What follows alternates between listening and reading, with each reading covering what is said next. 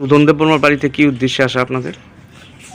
আমরা thank you very much. আমরা আজকে আমাদের দাদা সুভাষ দেববর্মা, আমাদের ওয়ারিয়ার্স সুদন, ওনার বাবা কিছুদিন আগে এই স্ট্রোক বা আমরা যে কবরে হাওয়া পাই, এই হাওয়ার প্রতি এই কারণে ওনার হঠাৎ করে ওনার প্রাণ চলে যায়।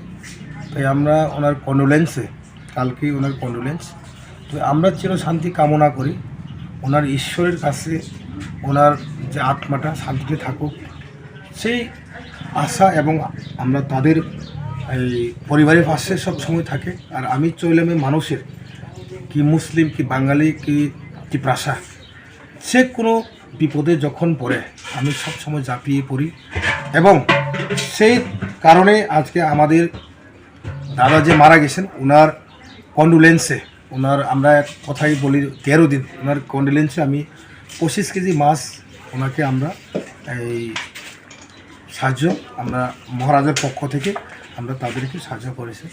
আর আজকের আগে আমি কিছু ফাইন্যান্সিয়ালি আমি হেল্প করলাম ওনার পরিবারকে, আর ভবিষ্যতে ওনার পরিবারের সঙ্গে আমি থাকবো, তাই এই আশা, এবং যে কোনো বিপদে, মানসিক বিপদের পাশে আমি থাকবো বলে আমরা আজকে ওনার বাড়িতে মহারাজার নির্দেশে আমরা আজকে ওনার বাড়িতে এই 25 কেজি মাছ সাহায্য করার জন্য আমরা এখানে আসলাম।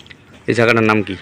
এই জায়গাটার নামটা হচ্ছে আপনার এই বিশ্রামগঞ্জ সমতল আমতলি, আমরা চৈলাম কনস্টিটুয়েন্সি পড়ে, আমার ঠিক গ্রাম থেকে অপোজিট সাইডের যে পাড়াটা আর কি।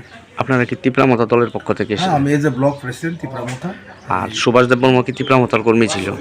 ওনার ছেলে, না, যিনি মারা গেছেন উনি কি তিপ্রামতার সমর্থক ছিলেন, ওনার ছেলে আমাদের তিপ্রামতার মেম্বার।